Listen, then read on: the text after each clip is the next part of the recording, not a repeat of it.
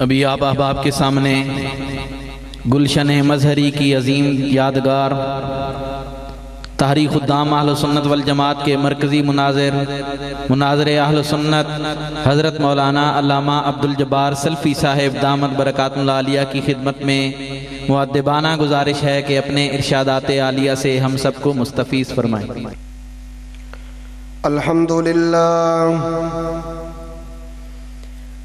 الحمدللہ لم یزل عالما قدیرا سمیعا بصیرا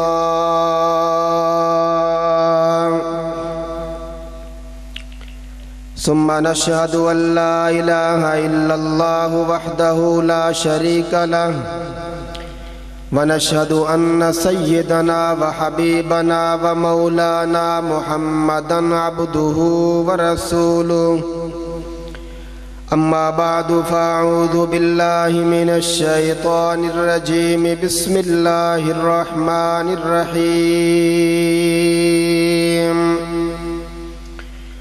لقد تاب الله على النبي والمهاجرين والأنصار الذين اتبعوه في ساعة العسرة من بعد ما كاد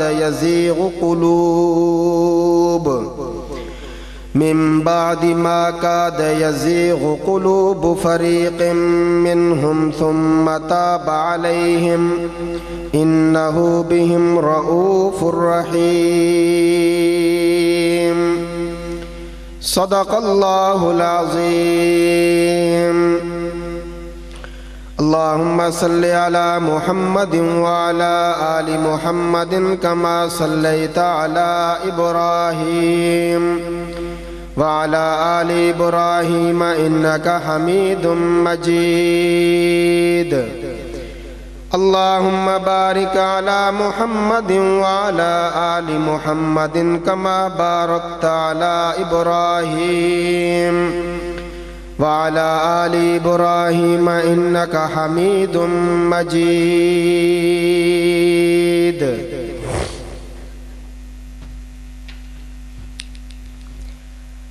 تاریخ خدام اہل سنت والجماعت سے وابستہ بزرگوں، دوستوں، نوجوان ساتھیوں،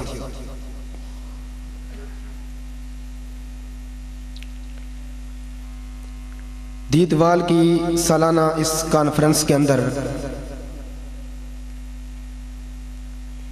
اللہ رب العزت نے میری اور آپ کی حاضری کو ممکن بنایا ہے۔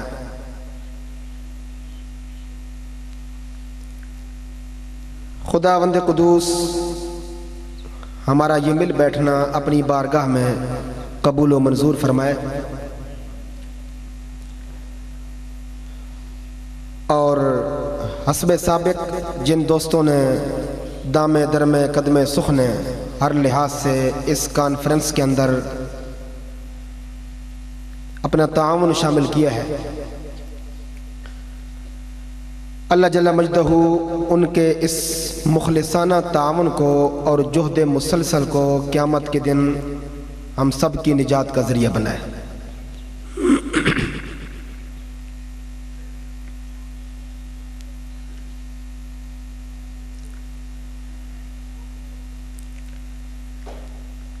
دین کے حوالے سے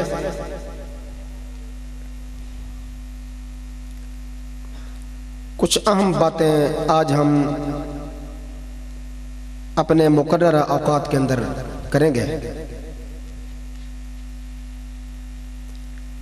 اس امید اور اس یقین کے ساتھ کہ حق سبحانہ و تعالی دنیا کی اس فانی زندگی میں ہمیں اپنے پیاروں کے ساتھ وابستہ رکھے، اپنے پیاروں کی وابستگی پر موت عطا کرے اور قیامت کے دن اپنے پیاروں کے ساتھ جنت الفردوس میں داخل کرے۔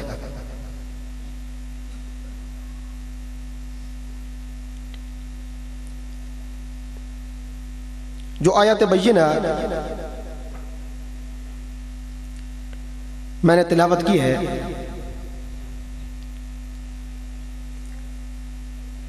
اس کے اندر اللہ تبارک و تعالی نے کائنات کی ایک مقدس ہستی اور اس ہستی کے ساتھ اس کی مقدس جماعت کا تذکرہ کیا۔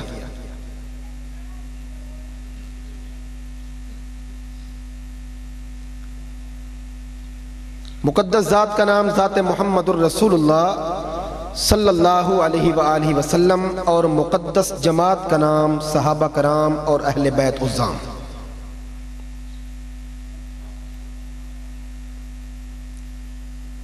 ये लाज़मी बात है कि जहाँ अल्लाह का जिक्र होगा वहाँ नबी का जिक्र ज़रूर होगा, और जहाँ नबी का तज़किरा होगा वहाँ नबी के यारों का जिक्र खैर भी होगा। कुरान मुकम्मल होता है पारों से, मस्जिद सजती है मीनारों से, चांद सजता है सितारों से, और नबुव्वत की बज़म सजती है यारों से।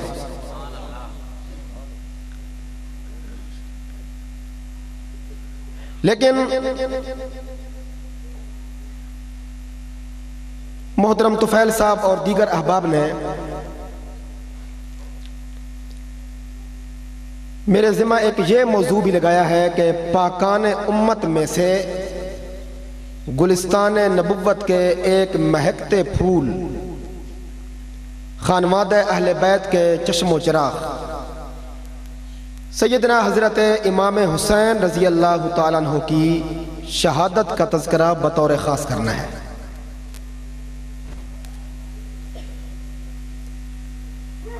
अब ये गिनी चुनी घड़ियां हैं, मखसूस वक्त है कि महदूद वक्त के अंदर हम कितना कुछ कह पाएंगे और कितना कुछ सुन पाएंगे, ये अल्लाह तबारक व तआला की तौफीक पे डिपेंड करता है। पर अल्लाह ताला जितनी देर तौफीक देंगे इंशाअल्लाह हम आपस में अल्लाह के नेक बंदों का जिक्र करेंगे। फिर मैं इजाजत चाहूंगा।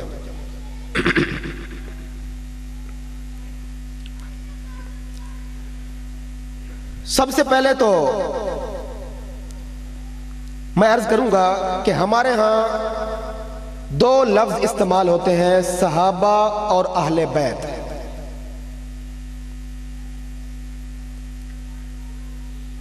और बताया यह जाता है कि सहाबा और लोग थे, अहले बैत और लोग थे, इनके दरमियान तफरीक थी। जो नबी का खानदान है, जो खिलाफत का भी हकदार था, शरीयत की पासबानी का भी हकदार था, उससे नबी के सहाबा ने, नबी की अज़वाज ने, नबी के ससुराली रिश्तेदारों ने हक छीन लिया। सहाबा सारी जिंदगी जालिम रहे और अहले बैत सारी जिंदगी मजलूम रहे। एक आम तासुर है ना।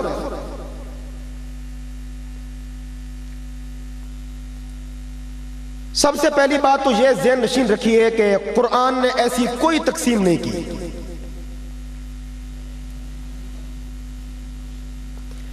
कुरान ने सहाबा कराम की सिर्फ 3 तकसीमें की हैं, और वो तकसीम भी नफरत की बुनियाद पर नहीं, कमाल की बुनियाद पर है। ये तमहीद में कुछ इब्तदाई बातें करनी जरूरी है। लोगों ने तकसीम की कि ये सहाबा हैं, ये अहले बैत हैं, ये जालिम थे, ये मजलूम थे, इन्होंने हक मारा है, इनका हक छीना गया, ये हक तलफी करते रहे, ये हकदार थे, हम इनके हैं, हम उनके नहीं हैं, हम उनके हैं, हम इनके नहीं हैं। ये जो तेरी मेरी की तकसीम है, ये न खुदा की तकसीम है, न नबुव्वत की तकसीम है, न फितरत की तकसीम है, ये खालिस यहूदियत की तकसीम है। बातें मैं थोड़ी सी करूंगा, लेकिन करूंगा खालिस मजरी खरी, उसमें इंशाल्लाह मिलावट नहीं होगी। बाकी अब मुझे तरस आती नहीं कि मैं आपको नात सुना दूं। वो जब कभी अल्लाह ताला मुझे नसीब करेंगे मैं फिर आपको नात भी सुनाऊंगा। इस वक्त तो ये सादा सादा बातें होंगी ताकि हमारा अकीदा मजबूत हो जाए। कुरान के 11वें पारा के अंदर अल्लाह ने सहाबा की 3 तकसीमें की हैं। कितनी? वस्साबिकून अल-अव्वलून मिनल मुहाजिरीन वल अंसार वल्लज़ीन तबऊहुम बिइहसान। बस, या तो नबी का सहाबी मुहाजिर होगा, या नबी का सहाबी अंसारी होगा, یا نہ مہاجر ہوگا نہ انصاری ہوگا، ہوگا کیا؟ صحابی۔ مہاجر ہوگا تب بھی صحابی ہوگا، انصاری ہوگا تب بھی صحابی ہوگا، دونوں کیٹیگریوں میں نہیں ہوگا تب بھی صحابی ہوگا، ہوں گے سارے جنتی۔ ہماری تو اعوذ باللہ ہی محبت سے شروع ہوتی ہے، ہمارے ہاں تو نفرت ہے ہی نہیں۔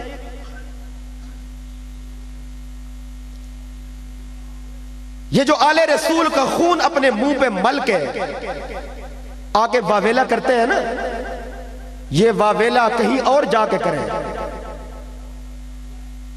ہمارے سامنے واویلا نہ کریں۔ ہم جانتے ہیں کہ قاتل کون ہے، مقتول کون ہے۔ قرآن نے 3 تقسیمیں کی ہیں اور فرمایا ہے کہ یہ تقسیم کمال کی بنیاد پر ہے، نفرت کی بنیاد پر نہیں۔ انجام سب کا جنت ہے، نبی کے پیارے سب جنتی۔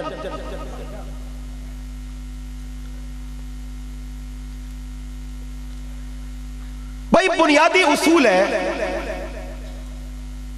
اگر کوئی نبی کے خاندان کا بندہ ہے نا، اس کے لیے صحابی ہونا شرط ہے۔ صحابی ہوگا تو اہل بیت میں شامل ہوگا۔ صحابی کے لیے اہل بیت میں ہونا ضروری نہیں، اہل بیت والوں کے لیے صحابی ہونا ضروری ہے۔ مثال کے طور پر ابو لہب نبی کے خاندان کا ہے کہ نہیں ہے؟ خود میدان کربلا کے اندر کئی لوگ حضرت علی رضی اللہ تعالیٰ عنہ کے قریبی رشتہ دار تھے۔ یہ شمر کون تھا؟ حضرت علی کا رشتہ دار تھا۔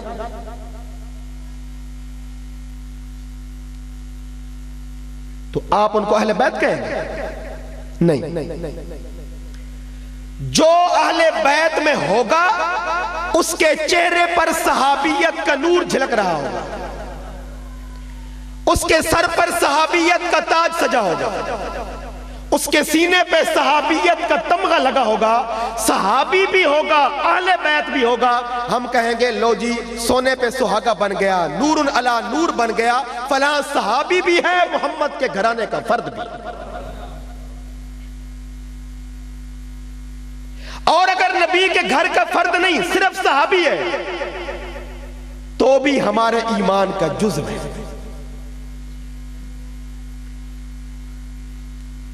آپ کے چکوال میں ایک علاقہ ہے سرائے نورنگ، یہ پتہ نہیں کہاں آتا ہے، نہیں ایک تو چک نورنگ ہے نا، ایک سرائے نورنگ بھی ہے، یہ پتہ نہیں اب جہلم میں چلا گیا یا چکوال میں ہے جی، بکھر میں بھی ہے لیکن یہ جہلم میں بھی۔ کلیت النجف وہاں مدرسہ ہے، وہاں کا ایک مولوی گزرا ہے، مولوی غلام محمد جعفری، اس نے ایک کتاب لکھی اور اس نے اس کتاب کے اندر 1975 کے اندر لکھا کہ جنہوں نے قرآن جمع کیا تھا ان کے دل صاف نہیں تھے، ان کے دل صاف نہیں تھے۔ اللہ نے فرمایا ٹھیک ہے کوئی بات نہیں، اگر تمہارے عقیدے کے مطابق قرآن جمع کرنے والوں کے دل صاف نہیں تھے، یہ ان کا جمع ہوا قرآن پھر میں تمہارے سینے میں بھی جمع نہیں کروں گا۔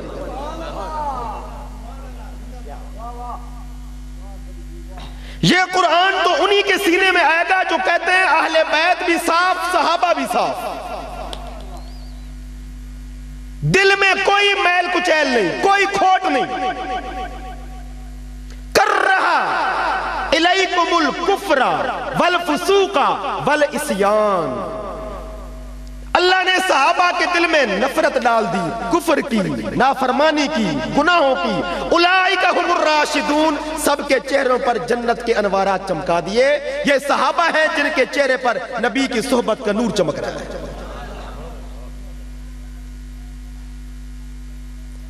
قرآن نے تقسیم کی ہے، یا صحابی مہاجر ہوگا یا انصاری ہوگا، یا مہاجر بھی نہیں ہوگا انصاری بھی نہیں ہوگا۔ حضرت امام حسین رضی اللہ تعالیٰ عنہ نہ مہاجر ہیں نہ انصاری ہیں، حضرت امام حسن رضی اللہ تعالیٰ عنہ نہ مہاجر ہیں نہ انصاری ہیں، حضرت امیر معاویہ رضی اللہ تعالیٰ عنہ نہ مہاجر ہیں نہ انصاری ہیں، حضرت ابو سفیان رضی اللہ تعالیٰ عنہ نہ مہاجر ہیں نہ انصاری ہیں. مہاجر کون ہوتا ہے؟ جو ہجرت سے پہلے نبی کے حکم پر مکہ سے مدینہ پہنچا. انصاری کون ہوتا ہے؟ جو ہجرت سے پہلے مدینہ میں ہوتے ہوئے مہاجرین کا استقبال کرتا تھا, مہاجرین کی راہ میں اپنے دل و دماغ کو بچھاتا تھا, محبت کی پلکیں بچھاتا تھا. جب مکہ فتح ہو گیا, اللہ کے نبی نے اعلان کر دیا لا ہجرت بعد الفتح, آج کے بعد کوئی ہجرت نہیں. جس کو انصاریوں کا ثواب ملنا تھا مل گیا, جس کو مہاجرین کا ثواب ملنا تھا مل گیا. حضرت امام حسن, حضرت امام حسین, ان کی پیدائش فتح مکہ کے بعد مدینہ المنورہ میں ہوئی ہے. حضرت امیر معاویہ, حضرت ابو سفیان, انہوں نے فتح مکہ کے بعد اسلام قبول کیا ہے. ہیں سارے صحابہ ہیں, سارے جنتی, لیکن کوئی مہاجر ہے, کوئی انصاری ہے, کوئی نہ مہاجر نہیں نہ انصاری ہے, ہیں سب کے سب خدا کے پیارے ہیں.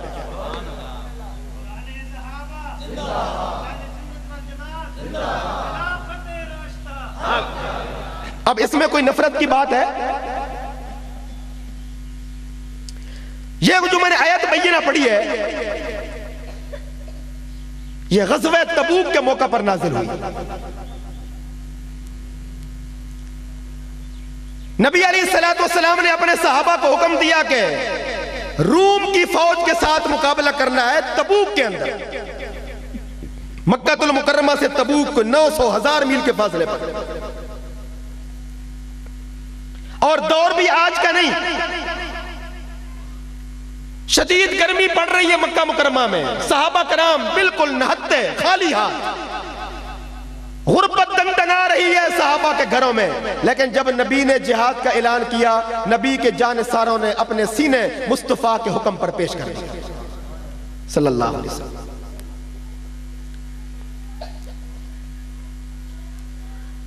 کچھ صحابہ کرام ایسے تھے جنہوں نے نبی علیہ السلام سے درخواست کی کہ کچھ دنوں کے لیے ہمیں چھٹی دے دیں, مجاہدین کا قافلہ روانہ ہو جائے گا تو ہمارے پاس تیز سواریاں موجود ہیں, ہم مجاہدین کے قافلے تک پہنچ جائیں گے. اللہ کے نبی نے اجازت دے دی صلی اللہ علیہ وسلم. مدینہ مکہ مکرمہ سے قافلہ مجاہدین کا نکل پڑا, شدید گرمی کا موسم. ایک صحابی حضرت خیثمہ رضی اللہ تعالیٰ اپنے باغ کے اندر جاتے ہیں. ان کی بیوی درخت کے سائے کے نیچے ٹھنڈے پانی کا چھڑکاؤ کرتی ہے, چٹائی بچھاتی ہے, اپنے شوہر کو بٹھاتی ہے, ٹھنڈا پانی پیش کرتی ہے, اور کھجوروں کا تازہ خوشہ توڑ کر حضرت خیثمہ کے ہاتھ میں پکڑواتی ہے. حضرت خیثمہ کی جوان بیوی پاس موجود ہے, چھڑکاؤ والی ٹھنڈی زمین موجود ہے, سایہ دار درخت موجود ہے, بیوی بچے آس پاس موجود ہیں, پکا پکایا کھجوروں کا باغ موجود ہے. خوشے سے ایک کھجور کا دانہ توڑا, یوں اپنے ہونٹوں تک لے کر گئے اور ساتھ ہی گرا کے فرمایا میرے نبی تو سفر کی مشقت برداشت کر رہے ہیں اور میں بیوی کے پاس بیٹھ کے کھجوریں کھاؤں. یہ کہہ کے گھوڑے کو ایڑ لگائی اور حضور کے قافلے میں پہنچ گئے. صحابہ نے کہا یا رسول اللہ صلی اللہ علیہ وسلم, یہ پیچھے کوئی سوار آ رہا ہے, گرد اڑ رہی ہے. اللہ کے نبی نے فرمایا پہچانتے نہیں ہو کون آ رہا ہے؟ یا رسول اللہ ہم تو نہیں پہچانتے. فرمایا میں بتاتا ہوں, تمہاری نظر کام نہیں کرتی جتنی نبوت کی نظر کام کرتی ہے. نبوت کمال والے ہیں تو نبوت کی نظر بھی تو کمال والی ہے. نبی علیہ السلام نماز پڑھا رہے ہیں, مغرب کی نماز میں قرات شروع ہو گئی. ایک صحابی نے وضو کیا اور اس حرص کے ساتھ کہ میں جماعت میں شامل ہو جاؤں, رکعت میری چھوٹ نہ جائے, بھاگتے ہوئے آئے اور دوڑ لگا کے جماعت کے اندر شامل ہو گئے. نماز مکمل ہو گئی. اللہ کے نبی صلی اللہ علیہ وسلم نے صحابہ کی طرف چہرہ مبارک کیا اور اسی صحابی کا نام لے کر کہا کھڑے ہو جاؤ, مسجد میں دوڑتے نہیں. مسجد میں صحابی نے کہا یا رسول اللہ صلی اللہ علیہ وسلم آپ کا حکم سر آنکھوں پر ہے, لیکن ایک بات کی سمجھ نہیں آتی, آپ تو آگے مصلی پر کھڑے ہیں, آپ نے بھاگنے والے کی بھاگنے کی آواز تو سن لی, لیکن یہ آپ کو کیسے پتہ چل گیا کہ بھاگنے والا میں تھا؟ صحابی سوال نہ کرتا تو سنی کو عقیدہ کیسے ملتا؟ اس لیے حضرت مجدد الفسانی رحمت اللہ علیہ فرماتے ہیں صحابہ کے لب کھلتے تھے تو نبوت کا سینہ کھلتا تھا. نبی علیہ السلام نے ارشاد فرمایا ہاں میں نبی ہوں, نبیوں کا امام ہوں, میری نظر جتنا آگے کام کرتی ہے اتنا ہی پیچھے کام کرتی ہے, پیچھے سے بھی نظر آتا ہے. یہ کمال محمد الرسول اللہ ہے, اور نبی کے کمال کو امت تک بذریعہ سوال جواب لے کر پہنچانے والے کون ہیں؟ نبی کے صحابہ. اب کچھ صحابہ کوتاہی میں سستی میں رہ گئے, کوئی 5 7 10, انہوں نے نبی علیہ السلام سے آ کر معذرت کی. ایک تفصیلی واقعہ ہے, وہ سنانا مقصود نہیں ہے. اللہ نے اس آیت کے اندر چھوٹے چھوٹے جملے ارشاد فرمائے, ذرا وہ سنیے. لَقَدْ تَابَ اللَّهُ عَلَى النَّبِيِّ وَالْمُهَاجِرِينَ وَالْأَنصَارِ الَّذِينَ اتَّبَعُوهُ فِي سَاعَةِ الْعُسْرَةِ. اللہ نے توبہ قبول کر لی, نبی کی بھی, مہاجرین کی بھی, انصار کی بھی.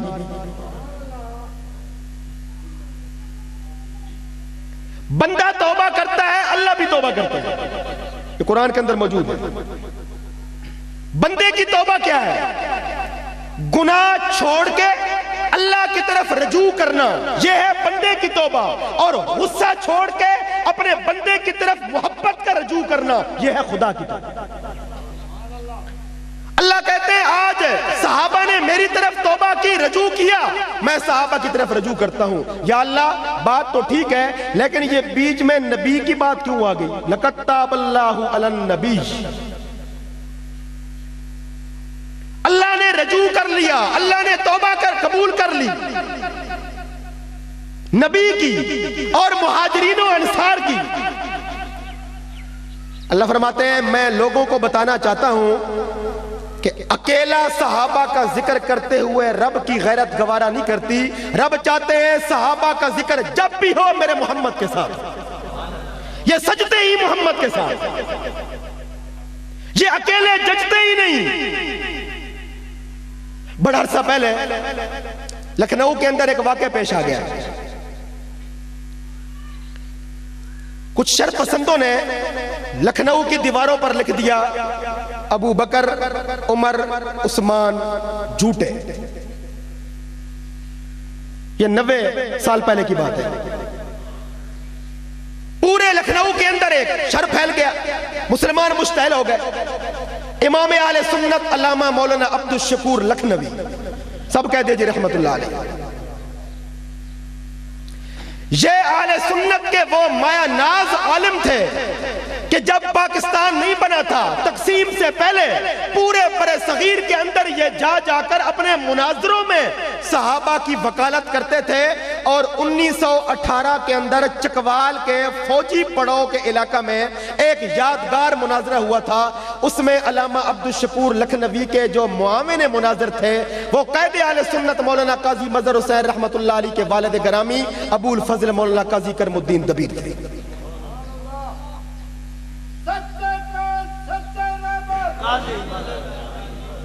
علامہ لکھنوی فرمایا کرتے تھے کہ پورے ہندوستان کے اندر دشمنان صحابہ کا گریبان پکڑ کے جھنجھوڑنے والا, نبی کی ختم نبوت کا علم غیرت کے ساتھ بلند کرنے والا اگر کوئی ہے تو مولانا کرم الدین دبیر ہے.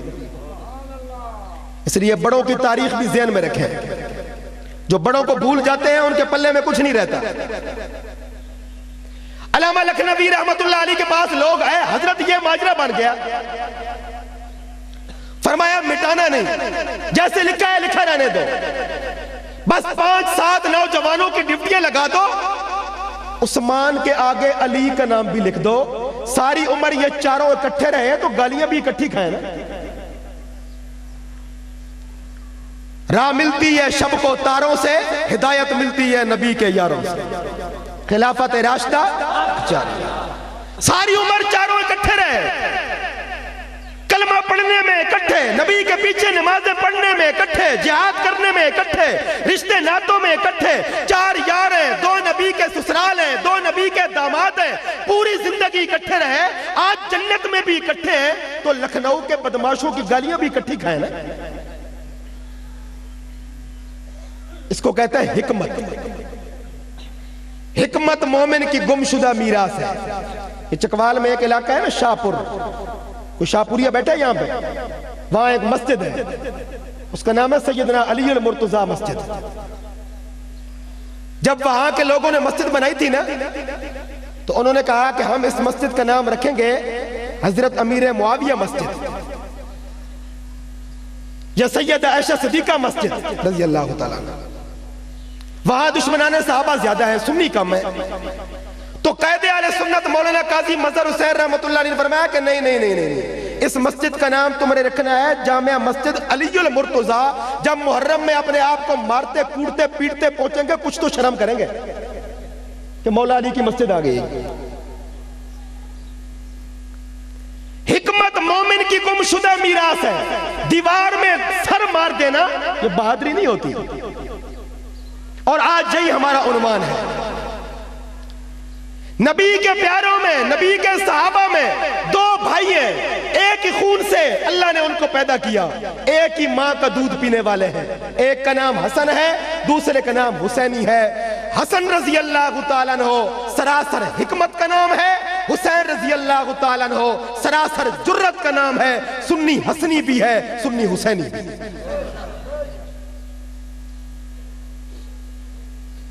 لیکن معذرت کے ساتھ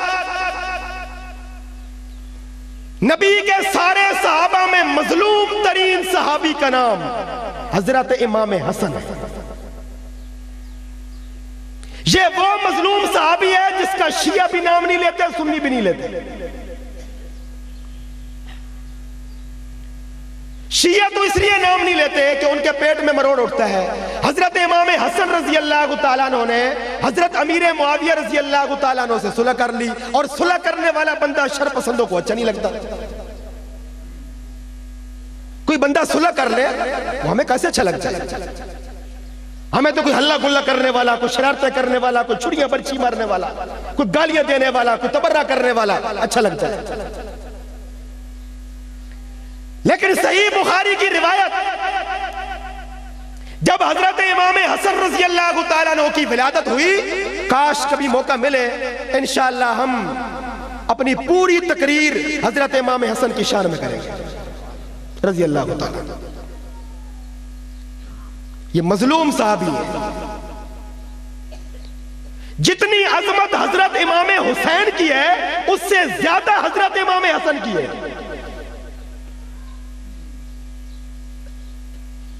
بھائی کیا بات ہے, محرم کا چاند نظر آتا ہے, سارے کہتے ہیں جی حضرت امام حسین کا ذکر کیجئے رضی اللہ تعالیٰ عنہ. یہ حضرت امام حسن وہ بھی نبی کی گود میں پلا ہے, اس کے منہ میں بھی نبی کا لعاب گیا ہے, وہ بھی نبی کے کندھوں پر چڑھ کے سواری کرتا نظر آتا ہے, اس کے رخساروں پر بھی نبی کے لب لگے ہوئے ہیں. اتنی عظمت والا, اتنا پیارا, اتنا بہادر, اتنی حکمت والا, اتنے تحمل والا, اتنا بردبار, اتنا قرآن کا قاری, اتنا بڑا قرآن کا حافظ, اس کا ذکر نہ شیعہ کرتا ہے نہ سنی کرتا ہے. کیوں؟ نبی کے صحابہ میں اس عظمت والے امام سے بڑھ کر کوئی اور مظلوم ہے. اس لیے سنیوں کو غفلت چھوڑنی چاہیے کہ نہیں؟ اس لیے اپنے علماء کو جلسوں میں کم از کم ایک عالم دین کو پابند کر دیا کرے کہ ہمیں حضرت امام حسن کی شان بیان کر کے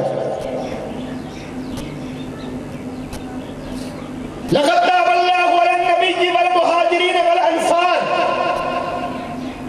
رجوع کر لیا اللہ نے نبی کی طرف, مہاجرین کی طرف اور انصار کی طرف. ایک اور بات درمیان میں یاد آ گئی, قرآن پاک میں اللہ تعالیٰ نے بعض مقامات پر انبیاء علیہ السلام کی وہ باتیں درج فرمائی, وہ باتیں نازل فرمائی جو نبیوں کی شان کے لائق نہیں تھی.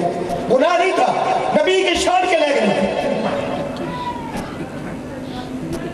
حضرت یونس علیہ السلام کا واقعہ موجود ہے, حضرت آدم علیہ السلام کا واقعہ موجود ہے, لیکن اللہ تعالیٰ نے قرآن پاک میں جب نبی سے خلاف منصب نبوت کوئی کام ہوا اللہ نے نبی کو تنبیہ کر دی, لیکن جب صحابہ سے غلطی ہوئی تو اللہ وکیل بن کے صحابہ کی توبہ قبول کرنے کا اعلان کرتا ہے. کیوں؟ قرآن میں کہیں اللہ نے صحابہ کی غلطیوں کو جمع کر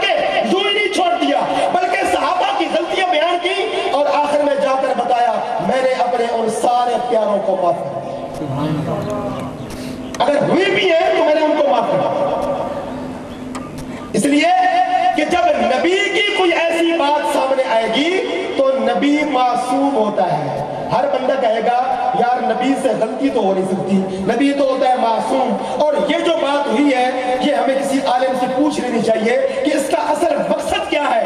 لیکن جب صحابہ کی غلطیاں سامنے آئیں گی نا تو صحابہ معصوم تو ہوتے نہیں، ہر بندہ زبان کھول کے بیٹھ جائے گا، لو جی صحابہ تو یہ کرتے رہے، صحابہ تو یہ کرتے رہے. نبیوں کے لیے معصومیت کا قانون موجود تھا، اس لیے وضاحت کی ضرورت نہیں پڑی. صحابہ کے لیے معصومیت کا قانون نہیں تھا. اللہ نے فرمایا کوئی بات نہیں، جس کا کوئی نہیں اس کا خدا خود ہے. اعلان کر دیا نبی اکبر نے ان کی قبولیت کا. اب حضرت امام حسن اور حضرت امام حسین رضی اللہ تعالیٰ عنہما یہ ہیں تو صحابی لیکن نہ مہاجر ہیں نہ انصاری ہیں.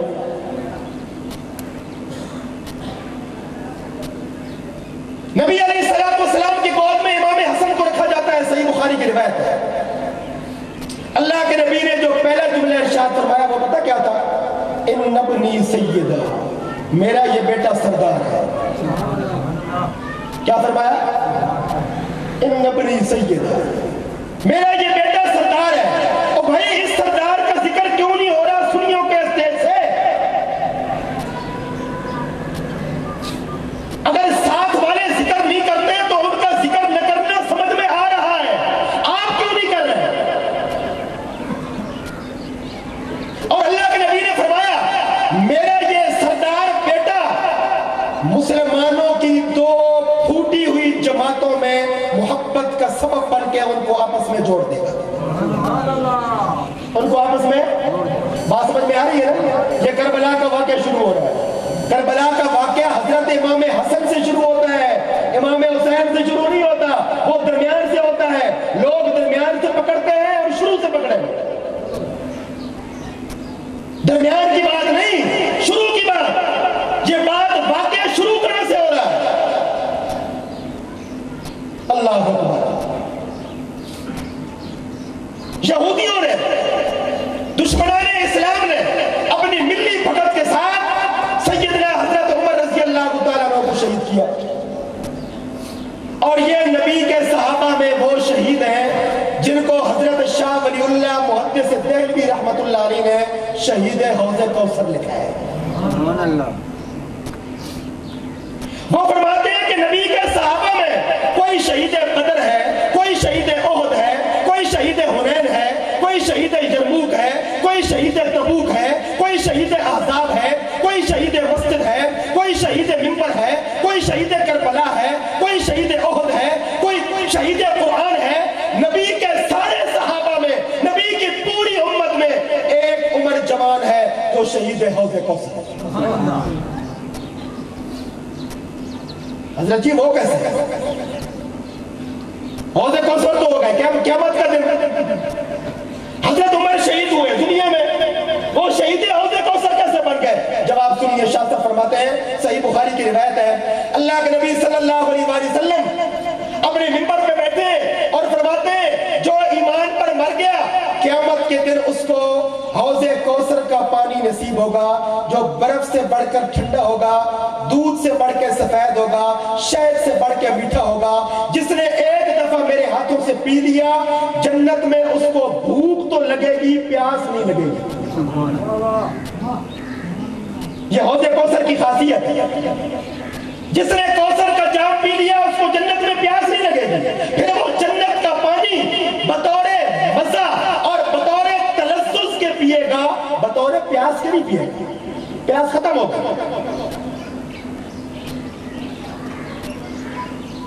ایک صحابی کھڑے ہو گئے، یا رسول اللہ صلی اللہ علیہ وسلم آپ فرماتے ہیں قیامت کے دن حوض کوثر ہوگا، آسمان کے ستاروں کی طرح برتن منڈیروں پر پڑے ہوں گے، ابو بکر عمر کو میں بھر بھر کے دیتا جاؤں گا، یہ میری امت میں تقسیم کرتے جائیں گے. اے اللہ کے نبی صلی اللہ علیہ وسلم یہ کوثر کا چشمہ قیامت کے دن ہوگا کہاں پہ؟ یہ کہاں سے نکلے گا؟ اللہ کے نبی نے اپنے پیارے صحابی کا سوال سنا اور صحیح بخاری کے اندر روایت موجود ہے، نبی علیہ الصلوۃ والسلام جس منبر پہ بیٹھے تھے آپ نے اسی منبر پہ 2 مرتبہ ہاتھ مارا اور فرمایا حوض تحت منبری، میرے منبر کے نیچے حوض کوثر کہاں ہوگا؟ حوض تحت منبری، میرے منبر کے نیچے ہوگا۔ شاہ ولی اللہ رحمۃ اللہ علیہ فرماتے ہیں حضرت عمر کا خون جہاں گرا وہاں نبی کا منبر تھا، اور جہاں نبی کا منبر تھا وہاں سے قیامت کے دن کوثر کا چشمہ نکلے گا۔ اس لیے ساری دنیا کے شہداء کی عظمت اپنی جگہ پر، عمر سے بڑھ کر شہید کسی ماں نے جنا ہی نہیں جو شہید حوض کوثر۔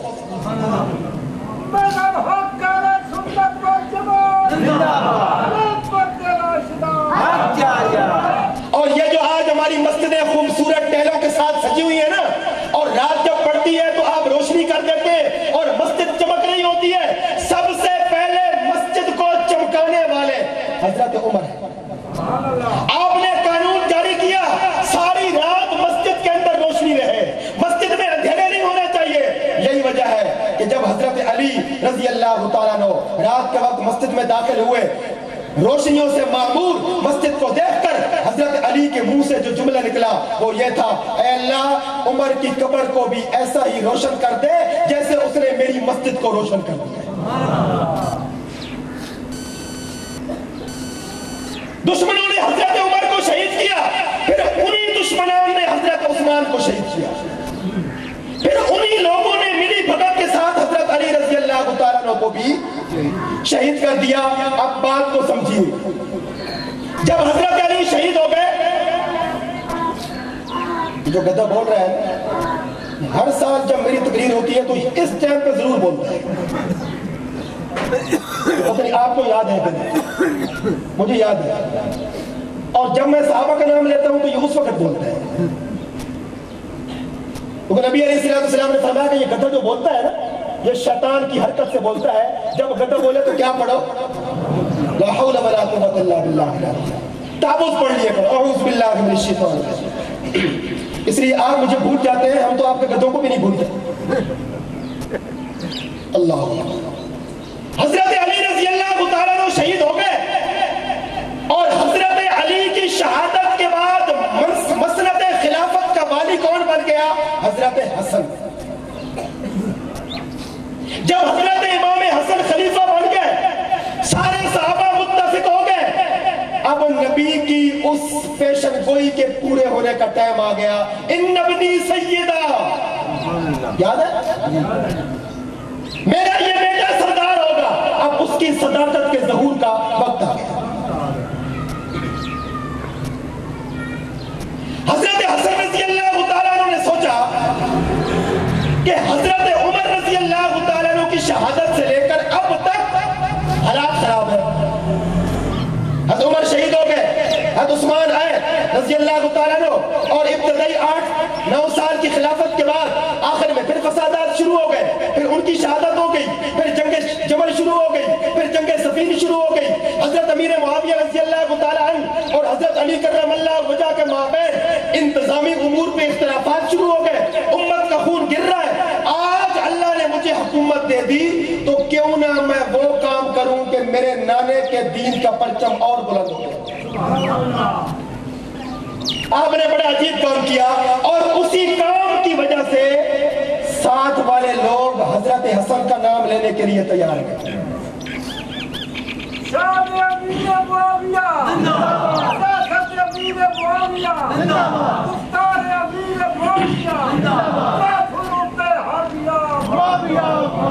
لیکن پہلے یہ بھی کہیں شان سیدنا امام حسن، زور سے شان سیدنا امام حسن، شان سیدنا حضرت امام حسن، شان سیدنا حضرت امام حسن۔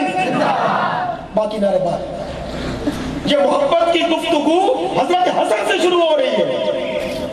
فرمایا کہ میرے نانے کے دین کے اندر اختلاف پیدا ہو گیا، اب میں نے اختلاف کو ختم کیسے کرنا ہے؟ سبحان اللہ۔ آج 1.5 مرلہ زمین کوئی بھائی کو دینے کے لیے تیار نہیں، آج 4 انچ کی دیوار کوئی اپنے سگے بھائی کو دینے کے لیے تیار حسن تیرے جوتوں پہ امت کو قربان کر دوں، جس نے تیرے نانا کے دین کو بچانے کے لیے حکومت اٹھا کر حضرت امیر معاویہ کے حوالے کر۔ آپ نے خط لکھا حضرت امیر معاویہ کو، میں آپ کو ملنا چاہتا ہوں رضی اللہ تعالیٰ، نبی کے پیارے سب جنتی ہیں۔ میں نے کہا نا مہاجر انصار، یا جو مہاجر نہیں انصار نہیں لیکن ہیں صحابہ، وہ سب کے سب کیا ہے؟ جنتی ہیں۔ یہ نفرت اور تفریق کی تقسیم قرآن کی نہیں ہے، یہ یہود کی۔ حضرت امام امیر معاویہ رضی اللہ تعالیٰ عنہ کو رکا پہنچا حضرت حسن کا، فرمایا اچھا اللہ خیر کرے، کسی نئی جنگ کا آغاز ہو رہا ہے، حضرت حسن ملنا چاہتے ہیں۔ پہلے جنگ ہوئی حضرت عمر کے بعد، حضرت عثمان کے بعد، پھر جمل، پھر صفین، اور امت کا اتنا خون بہہ گیا۔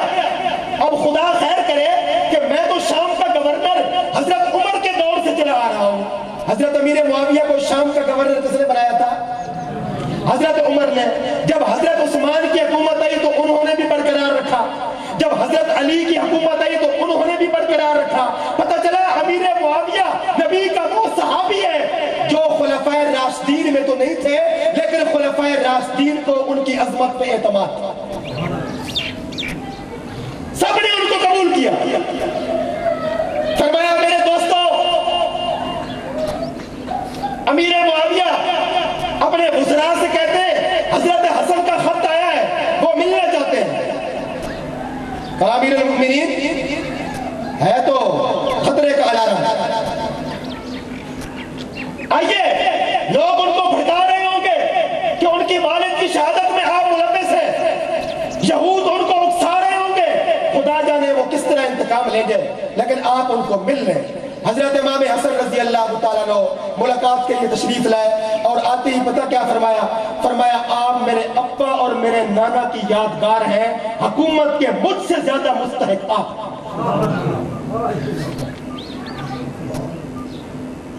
اس لیے میں نے کہا آج کوئی 4 انچ کی دیوار دینے کے لیے تیار نہیں، آپ میرے نانا کی یادگار ہیں۔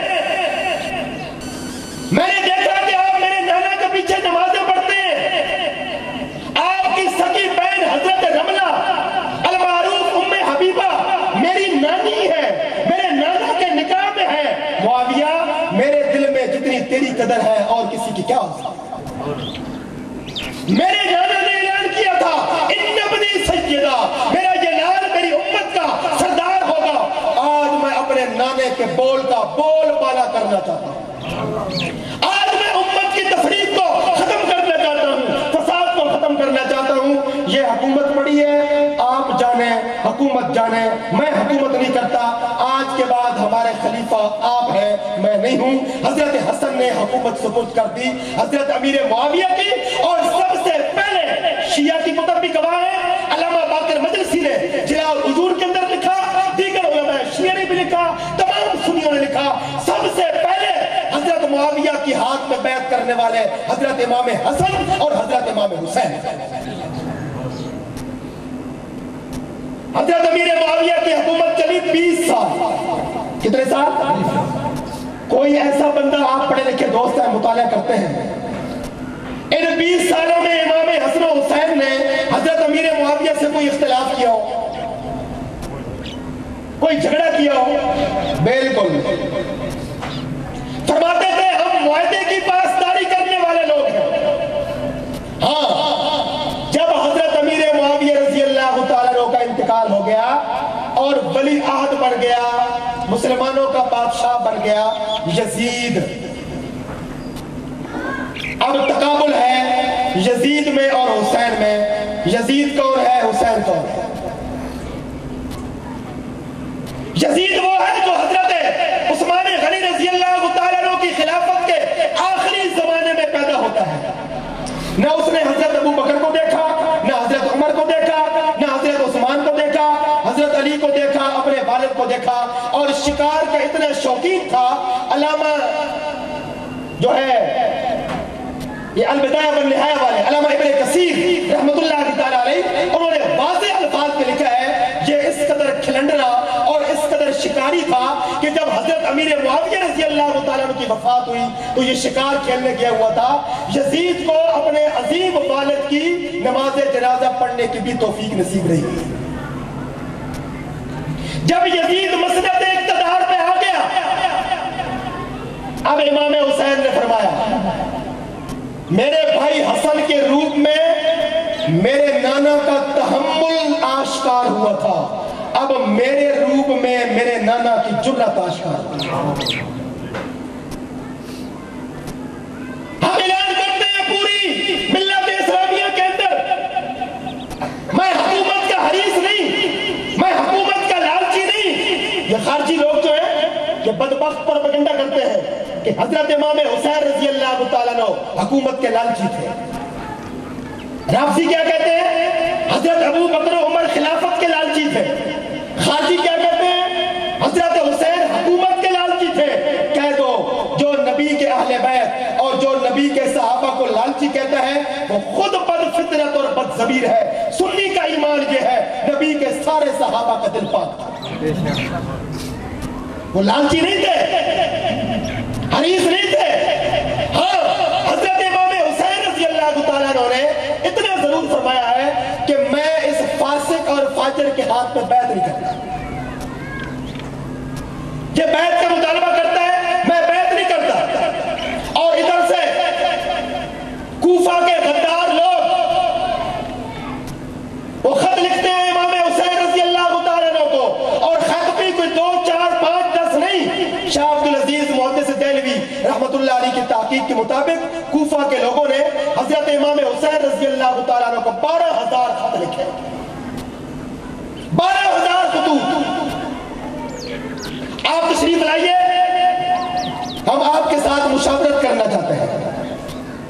حضرت امام حسین رضی اللہ تعالیٰ عنہ جب متواتر آمدہ ان کے خطوط کا مطالعہ کرتے ہیں تو آپ نے فرمایا میں لڑائی کی نیت سے نہیں، کوفہ کے لوگوں کا موقف سننے کی غرض سے یہاں سے کوفہ جاتا ہوں اور اپنے بیوی بچوں سمیت جاتا ہوں۔ جو بیوی بچوں سمیت سفر کر رہا ہو یہ اس بات کی نشانی ہے کہ یہ لڑنے کی نیت سے نہیں آ رہا۔ کون مجاہد ہے جو گھر سے نکلے اور بچوں کو ساتھ لے جائے؟ اور اس زمانہ کے اندر لڑائی کی نشانی تھی، لوگ گھوڑوں پر سواری کرتے تھے۔ تاریخ کی ساری کتابیں کھول لیجئے، حضرت امام حسین رضی اللہ تعالیٰ عنہ مدینہ منورہ سے لے کر مکہ تک، مکہ المکرمہ سے لے کر عراق تک، عراق کے شہر کوفہ تک، پھر کوفہ سے سفر کرتے ہوئے میدان کربلا وقت شہادت تک اونٹنی پر سوار تھے، گھوڑا ثابت ہی نہیں۔ حضرت امام حسین گھوڑے پہ سوار نہیں تھے۔ یہ تو اللہ تعالیٰ نے یار لوگوں کو برسانا تھا۔ میں لڑانے والی بات نہیں کرتا، محبت کی بات کرتا ہوں۔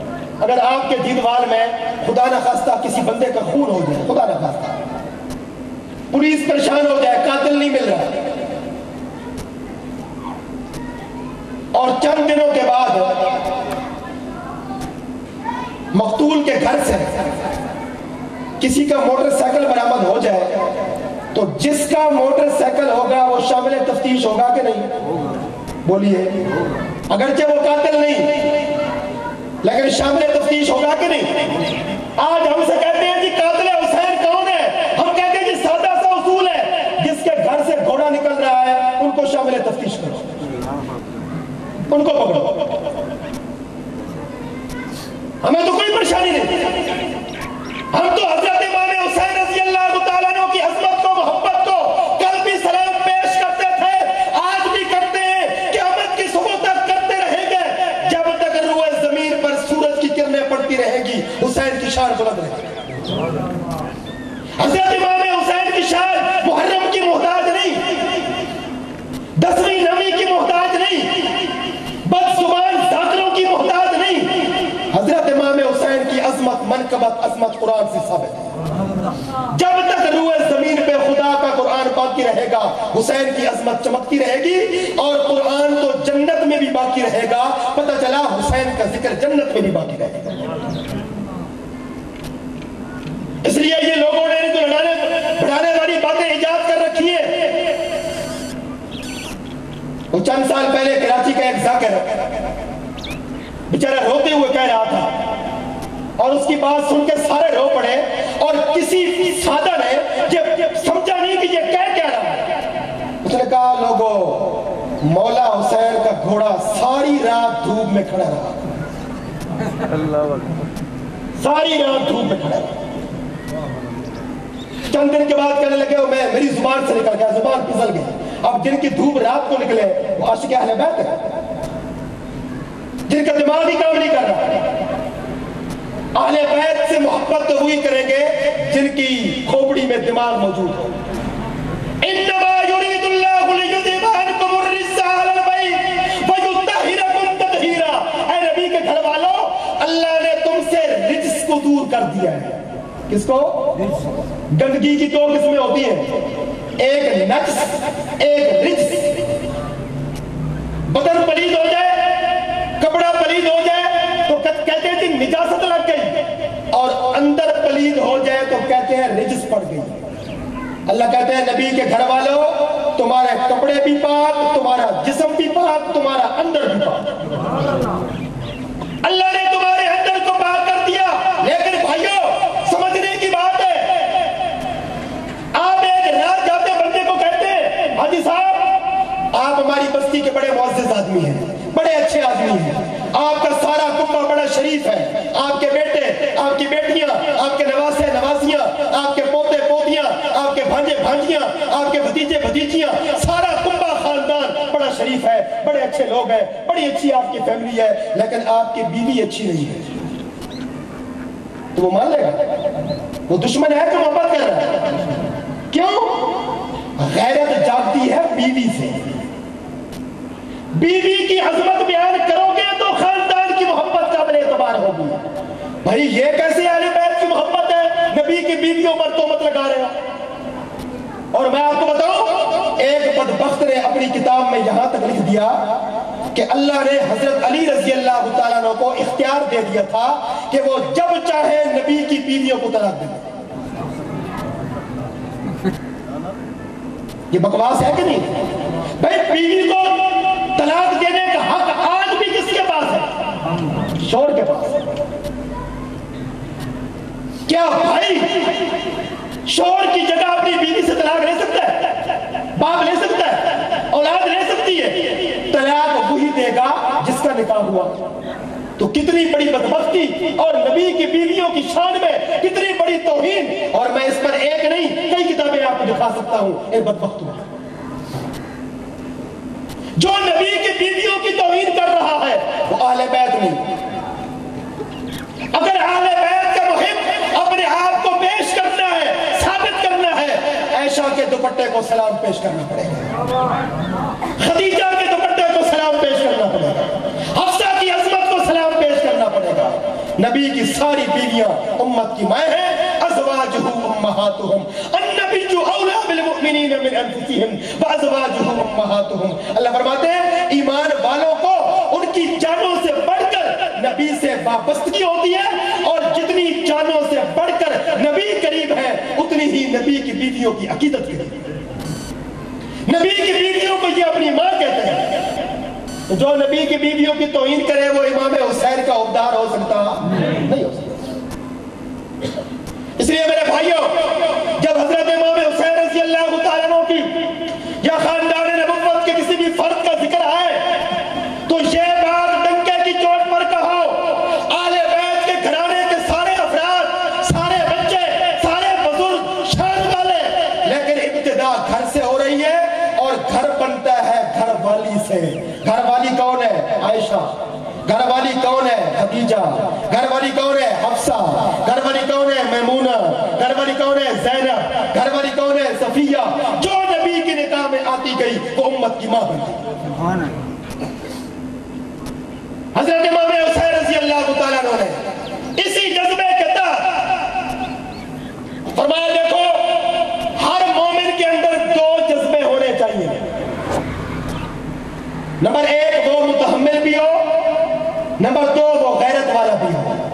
اتنے متحمل بھی نہ ہو کہ غیرت مر جائے، اور اتنی غیرت بھی نہ ہو کہ تحمل دب جائے۔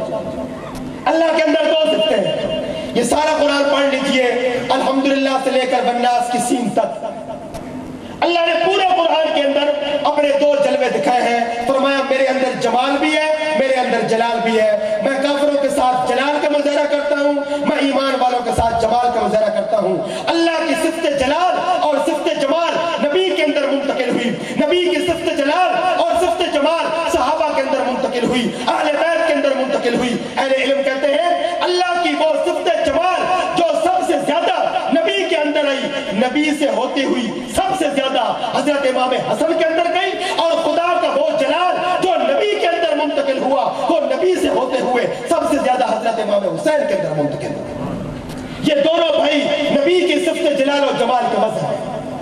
حضرت امام حسین نے فرمایا لوگوں بتاؤ, جب ابو بکر صدیق خلیفہ بنے ہم نے اختلاف نہیں کیا, عمر بنے اختلاف نہیں کیا, عثمان بنے اختلاف نہیں کیا, علی بنے اختلاف نہیں کیا, امیر معاویہ بنے اختلاف نہیں کیا. کیوں؟ ہمارا فلسفہ یہ ہے جب کوئی صحابی خلیفہ بنے گا ہم گردن جھکا لیں گے, اور یزید جیسا شقی اور قلب اور بدبخت خلیفہ بنے گا ہم ٹکرا جائیں گے. صحابی خلیفہ کو ماننا میرے بھائی حسن کا مزاج ہے, یزید جیسے بدگماش سے ٹکرانا میرے جیسے حسین کا مزاج ہے. ہم مصطفیٰ کے تحمل کا نام ہے, ہم محمد کی غیرت کا نام ہے. ہم اپنے نانا کی امت کو اپنے نانا کا حوصلہ بھی دکھائیں گے, اپنے نانا کی جرأت بھی دکھائیں گے. یہ حضرت امام حسین کی جرأت بول رہی ہے. جب آپ راستہ میں تھے مکہ سے نکلے, دیکھیے بھائی اگر حضرت امام حسین مکہ میں اعلان کر دیتے کہ میں جنگ کرنے کے لیے جا رہا ہوں یزید کی فوج سے, تو وہ صحابہ جو سارے کے سارے مکہ مکرمہ میں موجود تھے, کیوں؟ یہ کس کا موسم تھا؟ حج کا. جب حضرت امام حسین رضی اللہ تعالیٰ عنہ مکہ سے نکلے تو حج کا موسم تھا, تو سارے حجاج سارے صحابہ مکہ کے اندر موجود تھے.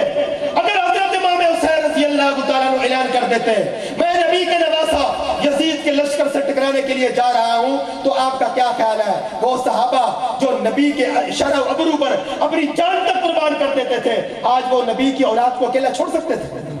نہیں چھوڑ سکتے. لیکن بات یہ ہے کہ حضرت امام حسین جنگ کرنے کی نیت سے نکلے ہی نہیں. ان کے ساتھ تو بچے ہیں, اونٹوں پر سوار ہیں, کوئی تلوار, کوئی نیزہ, کوئی بھالا نہیں. راستے میں آپ نے اپنے چچا زاد بھائی حضرت مسلم بن عقیل کو بھیجا, جاؤ عراق کے حال احوال لے کر آؤ. کچھ دیر کے بعد آپ کو پتہ چلا مسلم بن عقیل کو کوفہ کے ظالموں نے شہید کر دیا. یہاں حضرت امام حسین رضی اللہ تعالیٰ عنہ نے ایک تاریخی جملہ کہا, فرمایا آج ایک بار پھر میں اپنے نانا کی اس سنت کو زندہ کرنا چاہتا ہوں جب میرے نانا نے اپنا ایک قاصد بھیجا تھا اور مکہ کے لوگوں کی طرف سے افواہ پھیل گئی تھی کہ اس کو مار دیا گیا. میرے نانا کے قاصد کا نام کیا تھا؟ اونچی آواز سے. اور میرے نانا نے 1400 صحابہ سے بیعت لی تھی, جب تک میں پیارے عثمان کا بدلہ نہیں لوں گا میں یہاں سے واپس نہیں جاؤں گا. آج میں اپنے نانا کی اس سنت کو زندہ کروں گا. حضرت عثمان کی شہادت کا واقعہ تو افواہ پر مبنی تھا. مسلم بن عقیل اگر واقعی شہید ہو گئے تو ہم کوفہ جائیں گے, کوفہ کے لوگوں سے ہم اپنے چچا زاد بھائی کا قصاص لیں گے, اور اب یہاں سے واپس لوٹنا ہمارے لیے رسوائی ہے. اب ہم آگے بڑھیں گے, ہمارے قدم پیچھے نہیں ہٹیں گے. کیوں؟ نبی کا خون بزدل نہیں ہوتا. ہمارے حضرت قاضی صاحب رحمۃ اللہ علیہ اکثر یہ بات لکھتے ہیں اپنی کتابوں میں, اور فرماتے بھی تھے کہ حضرت امام حسین رضی اللہ تعالیٰ عنہ کو حضرت مسلم بن عقیل کی غیرت نے بیدار کیا. خاندانی لوگ غیرت والے ہوتے ہیں, اور نبی کے خاندان سے بڑھ کے کوئی اور غیرت والا ہو سکتا نہیں. جب آپ کوفہ پہنچ گئے تو وہی لوگ جو آپ کو 12,000 کی تعداد میں خطوط لکھ رہے تھے, وفا کے دعوے کر رہے تھے, محبت کے اعلان کر رہے تھے, جب حضرت امام حسین رضی اللہ تعالیٰ عنہ پہنچے تو سب کے سب نے اپنی وفاؤں کو پھیر لیا اور کہنے لگے حضرت آپ تشریف لائے ہیں, افسوس یزید کی فوجیں کوفہ کی گلی گلی میں پھر رہی ہیں, ہم آپ کو کسی گھر کے اندر رہائش دینے کے لیے تیار نہیں ہے. انہی لوگوں کی نسلیں آج بھی حب اہل بیت کا ڈھونگ رچا کر تاریخ کو مسخ کر رہے ہیں.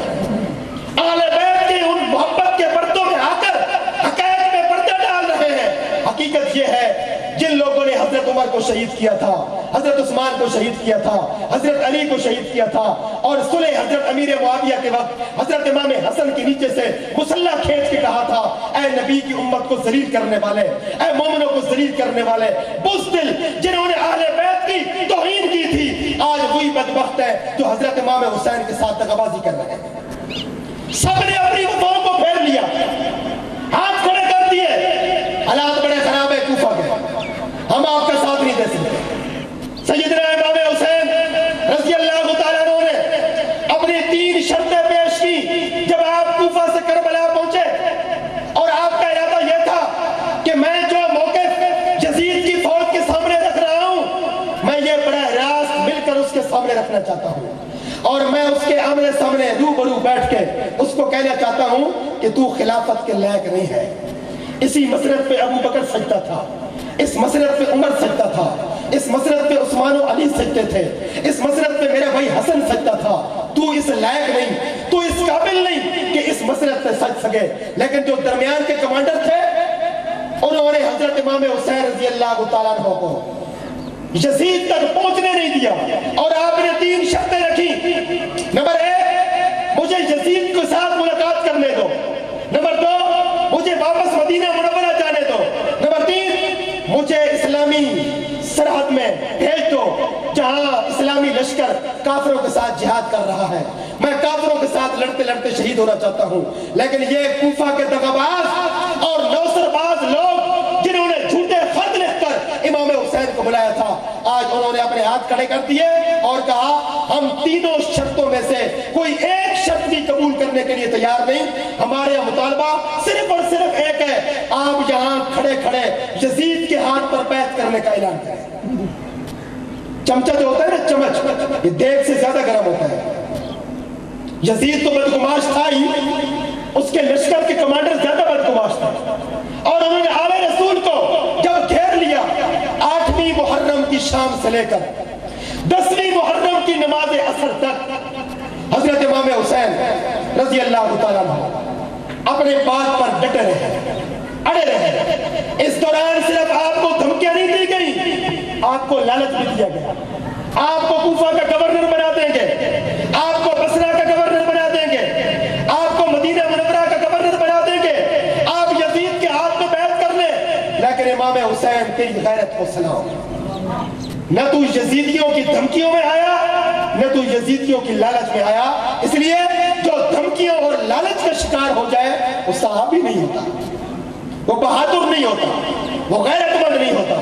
جو مدینہ منورہ سے ارادہ کر کے نکلے تھے، مدینہ سے مکہ تک، مکہ سے کوفہ تک، کوفہ سے آج میدان کربلا تک، حضرت امام حسین رضی اللہ تعالیٰ عنہ آج اس مطالبے پر قائم ہیں، اور اب وہ وقت آ گیا جب امام عالی مقام رضی اللہ تعالیٰ عنہ لوگوں کو بتانا چاہتے ہیں میں اپنے موقف پر اپنے بیوی بچوں سمیت اپنی جان کا نذرانہ تو پیش کر دوں گا، لیکن بدبخت یزید کے ہاتھ پر بیعت نہیں کروں گا۔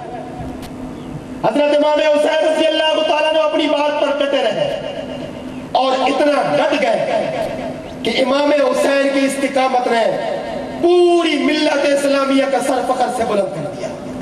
جو لوگ کہتے ہیں نا حضرت امام حسین حکومت کی لالچ میں گئے، بھائی دیکھیے ہمارے پاکستان کے دارالخلافہ کا نام کیا ہے؟ اسلام آباد۔ آج اگر کوئی جماعت حکومت سے مطالبہ کرتی ہے تو وہ احتجاجی جلوس اسلام آباد میں نکالتی ہے یا چکوال میں آ کر نکالتی ہے؟ اسلام آباد کی طرف جاتے ہیں، جو دارالخلافہ ہوتا ہے مطالبہ وہاں کیا جاتا ہے۔ تو حضرت امام حسین رضی اللہ تعالیٰ کے دور میں حکومت کا دارالخلافہ کون سا تھا؟ دمشق ہے شام میں، کوفہ و کربلا ہے عراق میں۔ اگر حضرت امام حسین کے دل میں حکومت کی لالچ ہوتی، آپ اپنے معتقدین کو کہہ دیتے دمشق کے چوک و چراہوں کو بند کر دو، وہاں جا کے دھرنا ڈال دو، میں بھی دمشق پہنچ رہا ہوں۔ حضرت امام حسین کا دمشق نہ جانا اور کوفہ اور کربلا جانا یہ سفر ہی بتا رہا ہے کہ امام عالی مقام کے دل میں حکومت کی لالچ نہیں تھی، ان کے دل میں حکومت کی حرص نہیں تھی آخری وقت تک۔ اب یہ جو لمحہ ہے نا، لمحہ شہادت، آپ جب ذاکروں کی تقریریں سنیں نا تو وہ گھنٹہ 1.5 گھنٹہ تو بولتے ہیں جھوٹ، اور گھنٹہ ڈیڑھ گھنٹے کے بعد جو ان کا آخری کام ہوتا ہے نا، آخری 5 منٹ، اس میں وہ اپنی پگڑی اپنا امامہ وہ اتار کے آگے ٹیبل پہ رکھ دیتے ہیں، اوزاری شروع کر دیتے ہیں۔ اب کیا ہے جی، اب مصائب بیان ہو رہے ہیں۔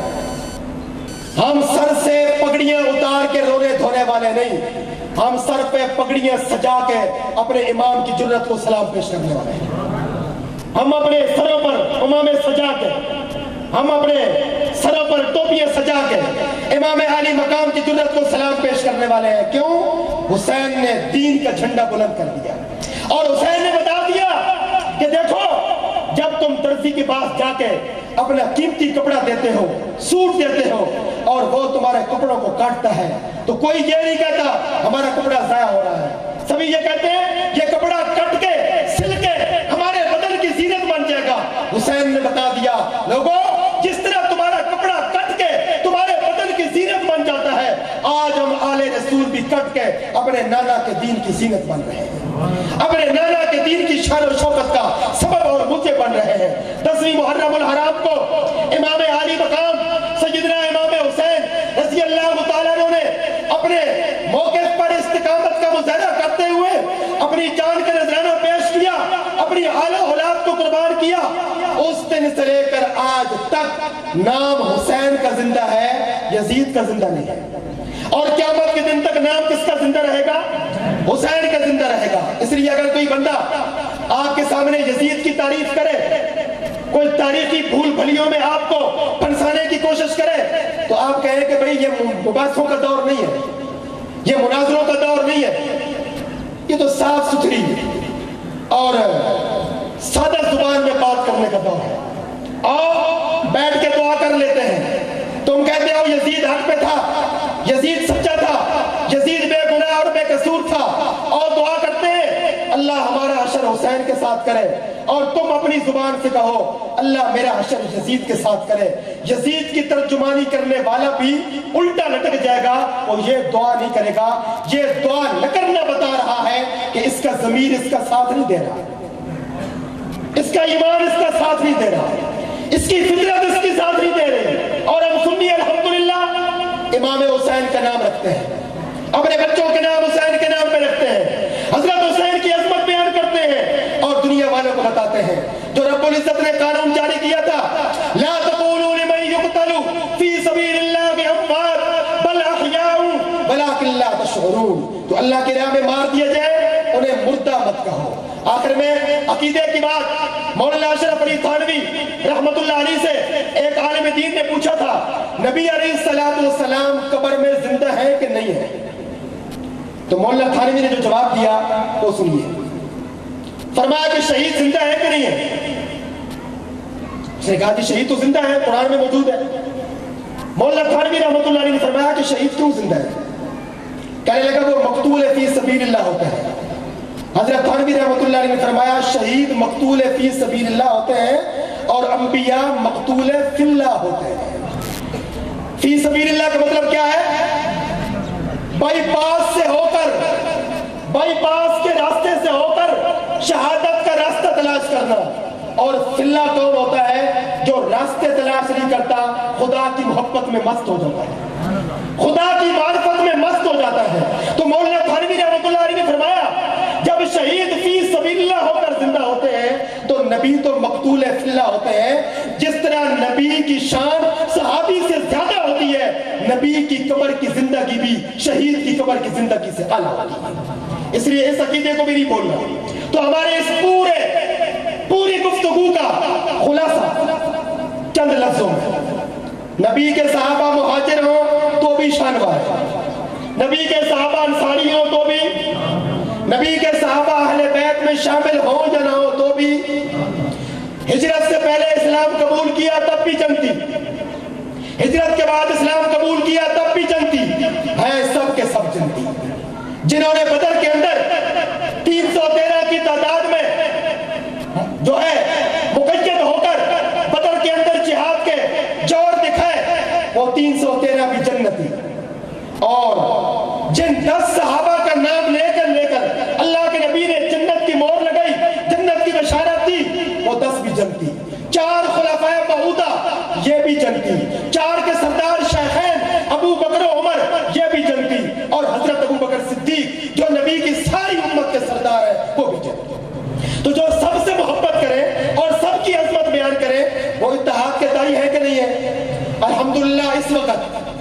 نہیں بلکہ پچھلے 50 سالوں سے یہ محبت کا پیغام دے رہی ہے تاریخ خدا میں اہل سنت والجماعت۔ اور ہماری جماعت کے بانی حضرت اقدس مولانا قاضی مظہر حسین رحمت اللہ علیہ کوئی معمولی عالم دین نہیں تھے۔ دارالعلوم دیوبند کے فاضل شیخ الاسلام مولانا حسین احمد مدنی کے شاگرد، ان کے خلیفہ مجاز، ان کی تعلیمات کے کو لے کر آگے چلنے والے، اور برے صغیر کے اندر فتنہ قادیانیت اور فتنہ رافضیت کا مردانہ وار مقابلہ کرنے والی عظیم شخصیت مولانا قاضی کرم الدین دبیر رحمت اللہ علیہ کے فرزند دلبند ہیں، فرزند ارجمند ہیں۔ ہمارے بزرگوں کی عظمت مسلم ہے الحمدللہ۔ ان کی قائم کرتا یہ جماعت پوری امن کے ساتھ، اخلاص کے ساتھ، اتحاد کے ساتھ اہل بیت اور صحابہ کے طرح گاتی چلی جا رہی ہے۔ آپ کا کیا خیال ہے؟ آپ اس جماعت کے دست و بازو بننے کے لیے تیار ہیں؟ خلافت راشدہ کے نعرے لگاتے ہوئے اس جماعت کے پیغام کو عام کریں گے؟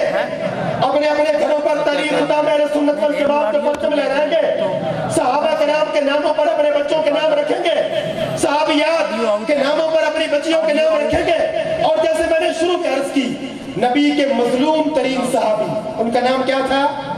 حضرت امام حسن رضی اللہ تعالیٰ۔ ان کے نام کو عام کریں، جلسوں میں ان کے ذکر کو عام کریں، نعت خوان ان کی عظمت میں، منقبت میں نظمیں پڑھیں، علماء تقریریں کریں، آپ بچوں کے نام رکھیں۔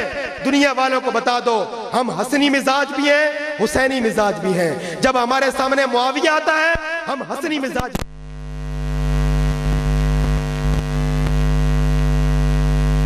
شان والا، حسینی مزاج بھی شان والا۔ اللہ ہم سب کو عمل کی توفیق دے۔ وما علینا الا البلاغ۔